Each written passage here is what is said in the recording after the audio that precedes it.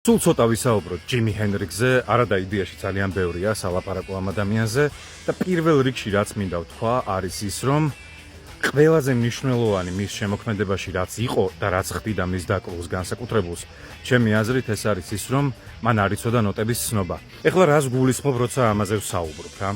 თუ დააკვირდებით მის დაკრულს, ის არ არის პრიმიტიული, არ არის ჩარჩოებში მოქცეული, არის აბსოლუტურად დაკავშირებული თავის ინსტრუმენტთან, გეგონება რომ მისი სხეულის ნაწილიაო და გონებრივად და სულიერად არის ინსტრუმენტთან დაკავშირებული. ჯიმის დაკრულში უფრო მეტი სულიერება იგრძნობოდა ვიდრე სხვა გიტარისტებთან და შესაბამისად მან ძალიან დიდი ზეგავლენა მოახდინა შემდეგში უკვე სხვა გიტარისტების განვითარებაში. სტივ რეი ვონი თუ გახსოვთ, ალბათ როკის ისტორიაში ერთ-ერთი საუკეთესო გიტარისტი იყო და ალბათ ყველაზე დიდი მიმდევარი ჯიმი ჰენდრიქსის და ერთ-ერთ ლაივზე ვახსენე ისიც, რომ რატომღაც ვფიქრობ, რომ პრინცსაც ეტყობა ჯიმი ჰენდრიქსის გავლენა და ზოგადად ძალიან რთულია, რომ ჯიმის გავლენა ვინმეს არ ქონდეს. ყველაფერს თავი დავანებოთ და ჩემგან ხილვას თავი დავანებოთ. ჟურნალმა Rolling Stones-მა იგი საუკუნის საუკეთესო გიტარისტად დაასახელა და მე მგონი ბევრი ვერც ვერავინ ვერ მოედავება ამაში.